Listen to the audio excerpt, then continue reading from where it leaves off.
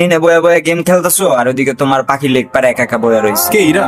হ্যাঁ যাও একটু আদর যত্ন করে দিয়া হও মামা। আর এটার সাথে কোনো ঝামেলা করবো না তো? প্রেম করে যেটা করতাম সেটা করে ফেলি। আরে কি আশ্চর্য! রকি, রকি আচ্ছা ওই, তোর সাহস কত? কি হইছে? হ্যাঁ? আমি নিজে যতই খারাপ হই না কেন, আমার তো মা নাই, তোর তো আছে। হ্যাঁ? একটা মেয়ের সম্মান কই থাকে তুই জানোস না? কি আবার এমনি ফেল ফেল করে তাকায় আসিস কেন? যা যা না।